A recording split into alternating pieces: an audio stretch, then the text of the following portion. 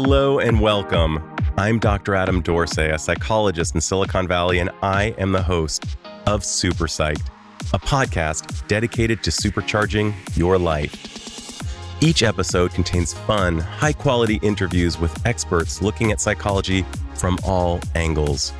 SuperPsyched is your tool to get more of what you want in your life and less of what you don't. To put it mildly, 2020 has been a challenging year. I decided the best way for SuperPsyched to cap it was with the sweetest invention known to humanity, ice cream. Ice cream could practically be considered a psychoactive substance. It has been used by the military to soothe soldiers after trauma, and, of course, it has been a tried and true post-breakup remedy for many broken hearts.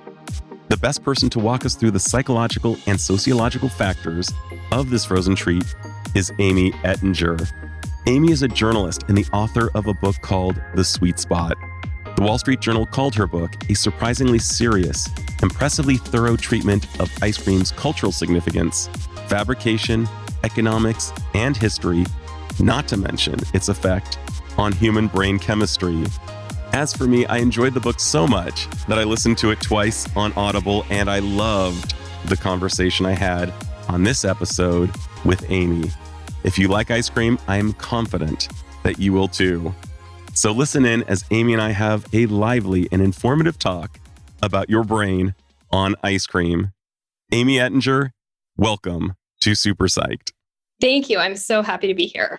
Likewise, and we couldn't be talking about something better in the world. Possibly this is the apex of existence, ice cream. We share a lot in common. I mentioned earlier that, like you, I remember the chocolate malts at Candlestick Park when I was watching the Giants freezing. They were terrible and wonderful at the same time. You could just taste the corn syrup, as I mentioned, but had to order it. It was ice cream. And when I was in Italy, just like you, I would make sure to eat gelato twice a day to my wife's amazement. And I would justify it by walking all over town. I'm so happy to talk about this book. This was so much fun. I listened to it on Audible more than once and took great delight in the Dr. Seuss-like paths you took to try these frozen treats and sodas and providing us with history and insights as far as why we're so into it and what it has meant historically and culturally. So here's the first question. You decided to invest an incredible amount of time into looking at ice cream through a variety of lenses and a variety of types of frozen treats. Mm-hmm. How did you come to that decision? To start the trip to begin with? Yes. I had to know. I felt like this is something that I love. Ice cream is one of those things that I've just always loved and appreciated. And I was living in San Francisco, actually, at the time when I first had the idea for this book, and I was pregnant. So I eat a lot of ice cream. When I was pregnant with my daughter, it was just no holds barred. Like, I was living there at a time where so many places were opening up and places that were trying to push the envelope with flavors. And I thought, wow, I'm eating this all the time. I might as well investigate what's in it. Why are all these people opening shops? I had my daughter and we moved to Santa Cruz, and the same thing was happening here. Santa Cruz has so many ice cream shops. And I just said, you know what? I'm going to dig into this. I don't want somebody else to write this book. I want to be the person to write it because I'm the most qualified person to write it. I have had, at that point, plus years of experience of eating ice cream. So it just took off from there. I said, I'm going to do my absolute utmost to investigate this enough to be able to convince some publisher to let me write this book. Exactly. And that was my next question. And I first of all, I have to give you props for combining your two greatest loves of writing and ice cream and making sure as an insurance policy that no one else got there before you did. I've got to ask you, had you pitched this idea of writing this book to me, you would have easily won me over. And yet I know it's really hard to get a publisher on board. How did you sell the idea of writing this book to the publisher? So when you write a nonfiction book, one of the great things about it is that you can sell it on a proposal. You don't have to write the whole book. So I got to envision the book I wanted to do before I actually started writing it. The proposal was this kind of, what am I curious about? And what do I think other people are going to be curious about? And I was able to tie it to that trend that I was talking about, these artisanal shops that were opening up all across Santa Cruz and San Francisco. They were also opening up all across the United States. And when I was also able to tie it to our history, we've been eating ice cream in this country since the time of George Washington. He was the first American ice cream obsessive. And nobody had done it before. Nobody had done the book that I was envisioning. The publisher was like, yes. I think the response was from numerous people that I talked to about this is, I can't believe nobody has done this before. Oh, that's awesome. What a great response. Yeah, it really was. It would have been much harder of a sell if I was competing. If somebody else had done it or done it recently, it would have been really hard. But just nobody had done it about ice cream, and people have done it about other foods. People have done it about candy and all sorts of things, but ice cream was just untapped. Nobody had written about it before. So I made a very strong case in the proposal that there needed to be a book out there like this and that people were going to buy it. And, I'm just getting so much joy just from hearing you describe the process around creating this book. And it's bringing back the pleasure I had in listening to it. I was smiling virtually the entire time. So I got to ask you, this was obviously written pre-COVID. So you were hanging out with people and you tell them that you were writing this book. I was wondering, what were some of the typical responses you received from people when you said, hey, I'm writing a book about ice cream? So my favorite story about this was when I went to Philadelphia. I went to Pennsylvania to do the Penn State ice cream course, the short course. And to get to Penn State, I went to Philadelphia first and went to the ice cream soda fountain that's out there. There's a historic soda fountain. And I would tell people out there that I was writing this book. And I really thought the response would be like, oh, that's interesting, or that's unusual. But Philadelphia is such an ice cream obsessive food town that everybody just looked at me and was like jealous, like, oh my God, why do you get to do this? And I'm so excited. And they couldn't wait to tell me their favorite flavor or their favorite place to go. Philadelphia is home to the oldest American ice cream shop. No way. Yeah, it's Bassett. Which one is it? Bassett. They're in Reading Terminal Market. And they actually predate Breyers. It's just everybody knows Breyers because Breyers got in on the distribution game. They were much better about distributing all over the East Coast. But Bassett's is actually the oldest American ice cream shop. And so Philadelphia just has such this strong history with ice cream and with people loving it and it just being part of their culture. And it can be so cold there, but really cold places. People on the East Coast love ice cream. Yeah. So I feel like there were certain places that I went to where, like Philadelphia, where I'm like, I would talk to people about my book and they would have that response. And I would just think, oh, you're my people. These are my people. They're ice cream people. They get it.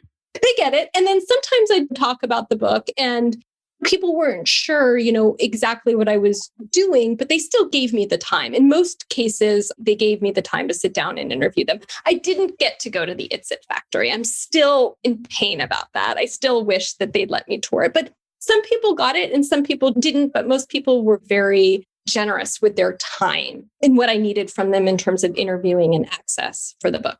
Yeah, I really got that. The depth you go into, the nuances that you were able to find in each of these places. It's absolutely just a joyful book. And you were very much an Indiana Jones-like character. You just went to all kinds of places. And to that point, you put yourself in harm's way at times. You ate custard in Milwaukee most dramatically, and you were pretty much mugged for your car and your phone. And if I'm not mistaken, your wallet as well. Yeah. I was left on the streets of Milwaukee with nothing. I didn't have my keys. I didn't have my purse. I didn't have my phone. It was horrible. It was an interesting thing to try to write about because my book has a certain tone to it. It's fun and it's adventurous. And that experience wasn't. I mean, there's no way of getting around it, that it was very traumatic. It was the most violent crime that's ever happened to me. Yeah, I don't want to downplay it, but it's so interesting because the book really tries to be very honest about the culture. And Milwaukee is a place, I have very good friends there. It's a place with just incredible economic disparity. There's just incredible poverty there and crime. And it was an opportunity to look at that a little bit. My book is very lighthearted, but I did try to talk about the fact that this is one of the issues in that region of the country. And there's no getting around it. I mean, if I got carjacked there, then, and I was just there for less than a week, it speaks to the level of crime that was happening in that city at that time. So in your pursuit of learning about ice cream, you actually learned a lot about the current state of affairs in many locations.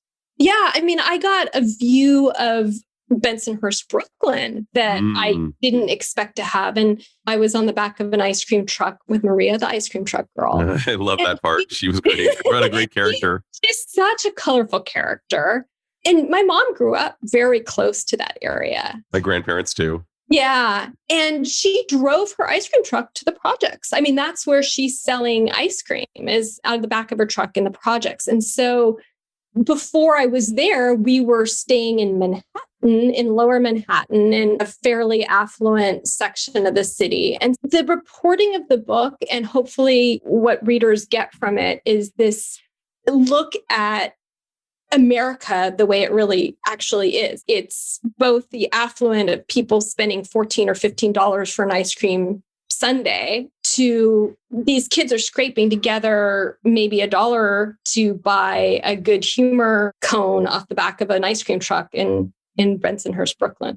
And they're really scraping for the cash. Yeah, so you really saw the divide. The economic and there divide. were kids who didn't have money to buy anything from Maria. And so she gave them free candy. It does show the divide. And I imagine at times it was heartbreaking to see the divide. As you're describing this, I'm noticing my own feelings of, gosh, yeah, to not have enough and to know that others do have enough, and to be tempted by the world's greatest thing, an ice cream truck, and not have the capital to really go for it. Yeah, because you think of it, or I think of it, as a cheap thrill. I write in my book that I felt this sort of, my family's middle class, and the ice cream was this treat that we would get. I never felt like we wouldn't have enough to have that. That was the treat. But for some people, and it's not such a stretch to say there isn't even that. And it is heartbreaking to think that there are kids out there who wouldn't be able to get that. For me, and for many people, that treat as a kid was lovely and necessary, and just something to get you through to the next day if you're having a hard time. Absolutely. It's like the apex of childhood. And I'm also thinking about I believe that you mentioned in World War II, ice cream was considered almost like a controlled substance that would help people through traumatic experiences. I've thought about that a lot during COVID. I really have. When I wrote that part of the book, I wrote it in a way where I thought of it, this is just such an interesting bit of historical trivia. But for me, with COVID, I feel like I have a whole new understanding. My Twitter feed and my Facebook feed are filled with people who are eating lots of ice cream these days because it's such a hard time. I really feel like this is the hardest time that my generation has ever gone through. Some people have said this is our war. And so the understanding of what it means to give yourself a treat from this place of maybe emotional devastation or emotional struggle, it has a different meaning for me now than when I wrote it in the book. I imagine there could even be a PS edition. And I have a question to that later on in our interview, but I'm wondering just if we could go back for a second, and feel free not to answer this, but how did you attend to the trauma? I mean, you're not exactly a menacing figure. You were mugged and carjacked by a very menacing figure. You spoke back to him initially, trying to defend it, find your property. And of course, he ended up with it. What was the aftermath of the trauma like, and how did you attend to that? So I came back, had nothing. My friends gave me some money. My husband had FedExed the passport out to me so that I could get on the plane the next day because I lost my ID. I had no way of being able to get on a plane. Someone found my phone. It was cracked and broken. When I got back, I'm just in this state of shock. I had lost my voice because I'd been screaming at this guy to get away from me. I was bruised. I was like physically, my hand had been bruised and injured from fending him off a little bit. And I just had to sit with it for a little bit and realize that was scary and it was traumatic, but I was taken care of. I had friends who came to my aid and my husband took care of me. I came back and I was safe. And I had to think, how am I going to keep going with this? That was the beginning. I know that happens in the midway part of my book, but I had a lot more travel that I needed to do to get the book done. It was the beginning in many ways of my reporting for the book. So I had to say to myself, this is something that I've wanted to do for a really long time. And I promised to do it. I promised my publisher, I'd signed the contract at that point. I think I just signed it maybe a month earlier when I got carjacked. And I just said, I can't let it stop me. It did absolutely color how I continued the travel and the journalism part of my adventure. My husband did come along with me on most of the trips after that. And I think we had been planning for him to come with me on many of them, but it became more of a family travel saga of we're just going to do this as a family. There's no like mom just going off and doing this on her own. We're going to do this as a family and make sure it's safe. The other part of this is the story didn't end. I wasn't able to write about it in the book, but the carjackers were part of a gang. They were part of this massive Milwaukee gang that was committing these crimes, was carjacking, committing these crimes, using the cars to commit the crimes. And the people behind it, not my attackers, but other gang members were caught and were tried and were sent to prison. So I was involved with the police department in doing statements. And so there was this feeling of not completion, but some sort of justice and process of there was a crime. The attackers, I don't think they were ever caught, but that somebody did have to pay in some way for what happened to me. Mm-hmm. Yeah. There was some form of closure. Yes. Yeah, that's it. It wasn't as satisfying, honestly, as if it had been the attackers who had been in prison.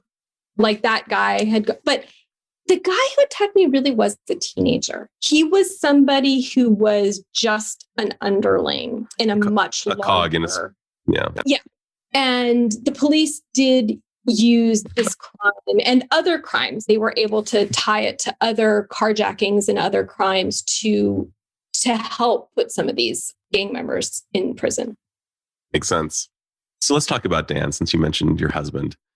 He's a very accomplished writer, has done some amazing stuff, including some really gnarly hikes throughout the Pacific Rim, if I'm not mistaken. He hiked the entire Pacific Crest Trail. So it's 2,650 miles from Mexico to Canada. So again, how many miles? 2,650. And he wrote about it. Yes. Yeah.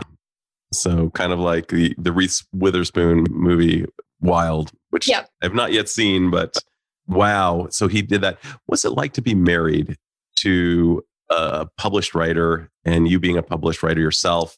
I'm a psychologist married to a psychologist. I love it. Having a similar lexicon and just a way of it. She definitely makes me better at what I do. I'm just wondering what it's like for you and Dan. It's probably similar. I mean, there's a lot of shop talk to the point where my daughter gets very bored and she says, "Do you guys ever talk about anything other than writing?" But for us, it's wonderful to have somebody else who can understand, it's like shorthand, like what you're working on. They get it without having all the explanation that you have to do with somebody else who's maybe not in the field. Dan is my first reader usually, and I'm his first reader. So for the most part, it's been very positive. And I met Dan. Dan is 7 years older than me. When I met him, he'd already written his book. He hadn't published it yet, but he'd written it. And for me, it's always given me a boost, like the sense of, wow, I can do this. He's done it. But also this feeling of healthy competition of he's done it and I want to do it too. And I think I can. I think you and I talked a little bit about what it's like to be a little sister. That feeling of being motivated and also competitive is something I experienced as a little sister as well. It's a very similar feeling. Oh, I'm going to try my hardest because I'm seeing somebody who's done it already and is also working at the peak of where they're at. I was recently interviewing a fellow who wrote a book with John Mackey, the CEO of Whole Foods. And one of his basic ideas was that collaboration and competition are a great equilibrium to strike, just being great at collaborating and yet having that competitive edge.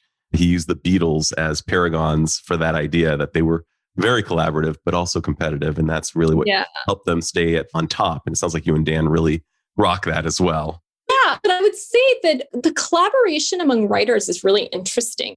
It doesn't always work well because what you need, or what I need from Dan when he's a reader, is editing. I need him to give me criticism. And so I have to be able to take it. And I think the way that I've grown most in the marriage to another writer who's the person who also reads my books is being able to take that criticism, personalizing it, understanding this is going to make my work better, but I have to set aside my ego a little bit. And it's not always that easy, but I have gotten a lot better at it. And so has Dan.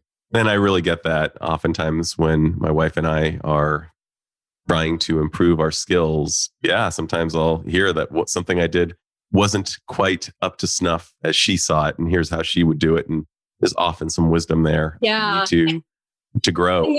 With writing, for the work to be good, there needs to be a lot of that. We've definitely had to work on, this isn't personal. This is just writing. And I think we've gotten a lot. That's awesome. So back to ice cream. Amy, ice cream and memories appear to be very deeply connected. I was talking about it at dinner last night with my family, and all of us had come up with deep-seated memories connected to ice cream. Why do you think that is? And how is ice cream so different from other foods as it pertains to our psyches? Yeah, we often have very strong first memories associated with ice cream, for better or for worse. For some of us, it's you eat it and you have it for the first time when you're 1 or 2 and you just fall in love with it. And maybe you don't even remember that you've fallen in love with it, but some part of your brain remembers, Totally. That part that love, that pleasure center remembers. And then for some people, kids, that feeling of the cold in their mouth, that sensory experience is so upsetting to them as a child that they wind up in tears at the ice cream shop. So it's very rare. Like if those are most people are going to fall into one camp or the other. Those are two extremes. You're either like having such a battle with your own senses over what you've just experienced. Like you can't even process what you've just experienced, or you're processing it and you're so in love with it that you never want it to end. Of course, that this one particular food group is going to, from then on, really be something that holds a big part of our lives and in our brains, especially. They've looked at people's brains on ice cream. Really? Is that, they in a functional MRI. That's so cool. And it hits that same pleasure center as somebody who's getting a hit of cocaine. Oh, that makes so much sense.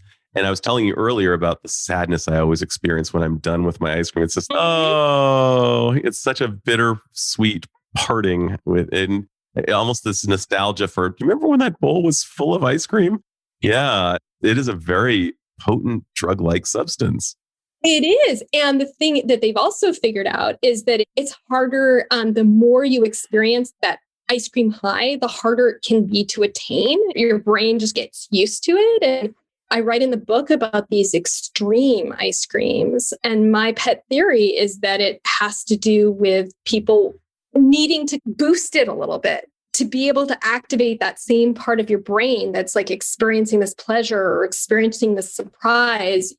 The stakes have to get even higher. And so then you have these extreme flavors that people are trying. Yeah. You mentioned a few of them. One of them actually involved a written informed consent before eating the ice cream because of the possibility of pain and even hospitalization. Can you describe that flavor?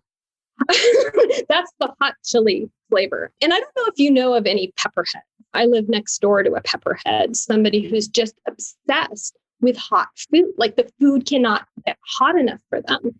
And there's this part of their brain that gets activated by this extreme spicy substance. And somebody in, I guess it's North Carolina, created this flavor that's a hot chili flavor that is potent that you have to sign a consent form in order to. Yeah. And it sounds like they will not be held responsible for whatever happens after it leaves. Yeah.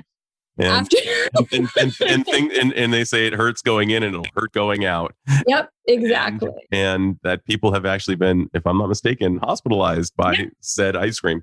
Wow, that's amazing. And there was another ice cream that you ate at your own peril because there were certain groups that would have been very angry with you for eating this ice cream. Are you able to describe that one? The faux gras ice cream. Correct. Yeah. And that is, they serve that at Humphrey Slocum in San Francisco. The faux gras is such a hot button topic in the US. It's the chefs love it. Animal rights groups hate it. And this ice cream chef at Humphrey Slocum decided that he needed to create a flavor for whatever reason that featured it. And part of it is this guy definitely has a personality of take it or leave it. Mm-hmm. You know, if you don't like it, that's your problem. I want to do what I want to do. But it also has created an incredible amount of free marketing for him. There's no bad publicity, I guess. And he's gotten an incredible amount of publicity over the faux gras. So I felt like I had to try it. I wanted to know how you could make something that sounded, both from an ethical standpoint and from a culinary standpoint, unappetizing. Totally. Appetizing. And he did. I tried it and I felt like he did it. It was really good. That's amazing. So at that point, what is the most surprising flavor you tried that was really absolutely delicious? So I tried this flavor in Brooklyn. Did you ever have ants on a log when you were growing up? Like celery with peanut butter and sometimes you put raisins on it. It's called. I remember seeing them. That was not my jam, but I definitely remember seeing them. Okay. Well, I grew up for whatever reason eating a lot of celery and peanut butter. I write in the book, I was a latchkey kid. My mom worked. So it was like, you're on your own for finding snacks. And we often had celery and we often had peanut butter. So that was a go-to. Well, in Brooklyn, this pretty well-known chef, Sam Mason at Oddfellows in Brooklyn, created a celery sorbet, which sounded disgusting. I mean, that just does not sound like something, if you're an ice cream lover, that's not going to be something that exactly. you naturally want. It sounds healthy. It sounds not creamy. It was amazing. It wasn't icy. It wasn't vegetable-y. I ate it and it made me feel like I was 9 years old again at home eating ants on a log. Wow. Which for me is the ultimate ice cream experience. Anything that I can eat that reminds me of a childhood memory that I've forgotten or that just brings me some comfort. It's amazing to me, and more so than anything I'll get, any kind of gelato I would get in Rome. It's this memory, this surprise memory, it was fantastic. And I can't tell you, because that memory is so strong and it was so delightful, I can't tell you if that ice cream is actually as fabulous as I remember it to be. it transported me into some memory that for me, that's it. I don't care about the qualitative. I don't know how you can even judge it. To me, it was transporting. How beautiful to have a visceral full body experience. Yeah. Chock full of memories, just in a bite of something. I remember being in a Japanese restaurant and eating something that I hadn't tried in over 20 years when I used to live in Japan, and tears just emerged. It was just so deeply connected. And I'm also thinking about just the willingness to step outside the box. And there are so many places that are doing it. And we have one near us called Penny Lane. And the owner, Anna, is clearly an artist. She comes up with the most incredible ideas for flavors, and she just goes for it. And it's not just frozen yogurt. They also have frozen gelato and ice cream.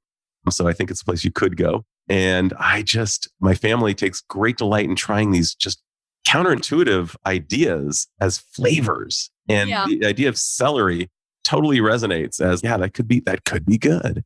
Yeah. And like, what a low risk way of having sort of an adventure. Totally. In worst case scenarios, it's terrible and you don't finish it.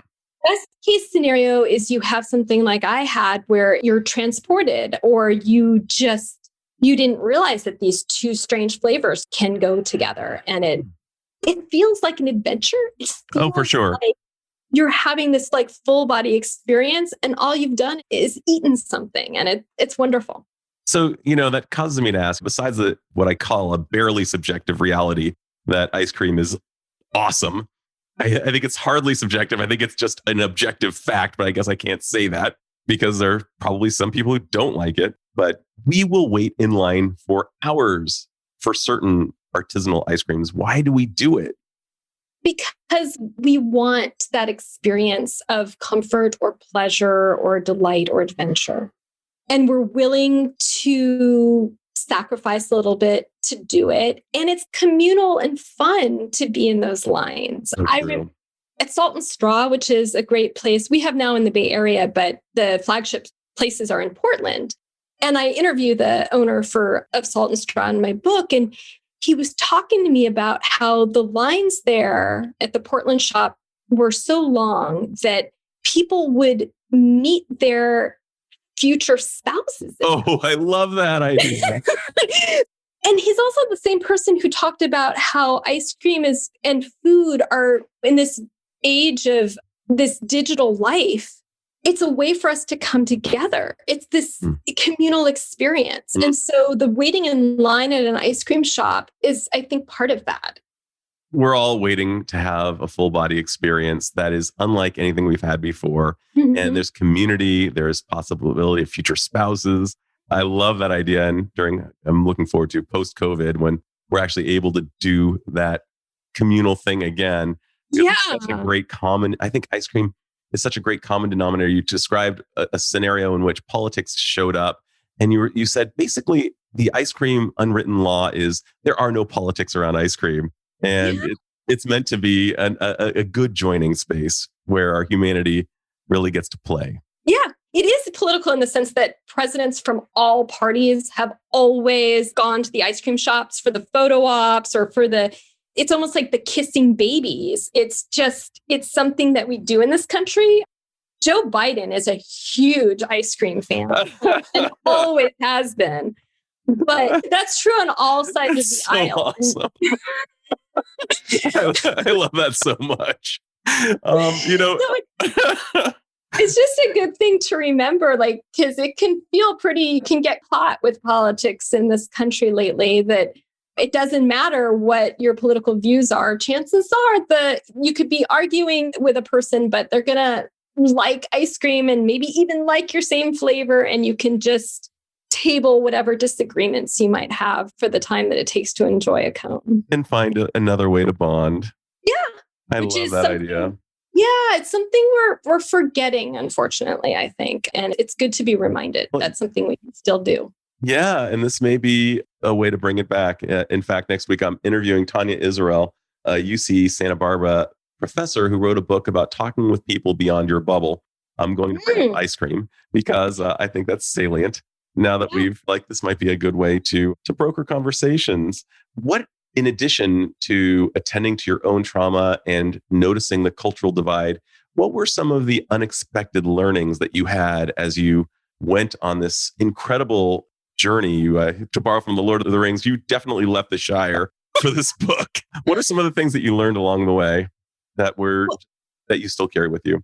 Not to give anything away, but my greatest, oh my gosh, moment was actually happened in Santa Cruz when I sat down with the guy from Mission Hill who was talking to me about how most ice cream is made in this country. I naively had this idea that homemade ice cream, people were churning their ice cream by hand. And I really did have a childish idea of the food before I started the book. So learning the business part of it, like learning like this is the actuality of there's laws about the fact that most of the time your ice cream is going to be made from pre-made base. And there's logistics in terms of coming up with a homemade ice cream sandwich that doesn't always work. And so maybe the cookie's not homemade and maybe the ice cream is not homemade. That really impacted me. And I think I write about it, a lot in the book of just this naivete being stripped away and having to encounter the business, truth. the business of the business. Yeah. I remember I had this lofty idea of becoming a screenwriter. At one point, I did a screenwriter's workshop. The first thing he said is, listen, this is a business about selling popcorn and soda. And this is a business. So if you have any fantasies about this being just a wonderful artistic journey, it's not. It's a business. Yeah. And even in ice cream, like even the most creative types, Steve Carell, who has please, the greatest guy. Yeah. He came up with all of these amazing flavors and inclusions before Ben and Jerry's. He was the pre-Ben and Jerry's. Steve Carell? Steve Carell. Sorry, Carell. I was imagining Steve Carell as in, got it. The actor who I don't know. So Steve Carell. Carell, yeah. Out in Massachusetts. And most people don't know. It's fine that you didn't hear me correctly because it's so interesting. Because in the ice cream world or in the ice cream history world, he's like bigger than Ben and Jerry's. When I talked to Jerry, he was like, Steve Carell is like the founding father of so much of what we did. But everybody knows Ben and Jerry because they were so much more successful with the distribution in the business. So yeah, they're definitely, I think that was one of the biggest learning moments for me was just accepting the business part of this ice cream world. Yeah. And that really resonates with me. I get it. What is your hope for the future of ice cream? Oh, that's an excellent question.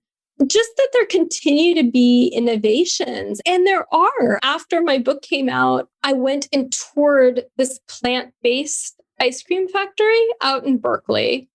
Wow. Eclipse Foods. And they're trying to be the Impossible Burger. Totally. I was imagining that.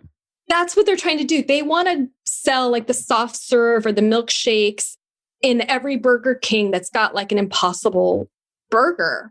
And I went very, very skeptical. Sure. I think I'm pretty clear in my book, like I am an ice cream purist in some way. Yes.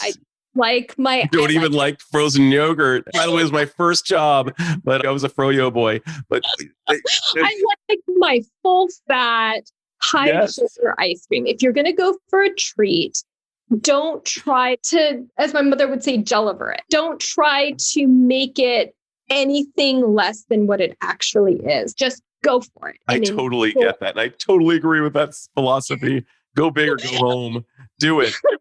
Yeah. So I went very skeptical and I was so pleasantly surprised. They've created this really incredible ice cream that mimics in so many ways flavor of actual ice cream. Wow. So I would love to see what else is going to happen with that. Like COVID has hit at a time where they were really hoping to go big with it, like really go across the country. So I want to see what happens with that. And if you had asked me while I was writing this book or even soon after this book, oh, do you think the future is going to be in plant-based ice cream? I would have said, no way. But now I want to see some other options. And hopefully people still push the envelope with flavors too.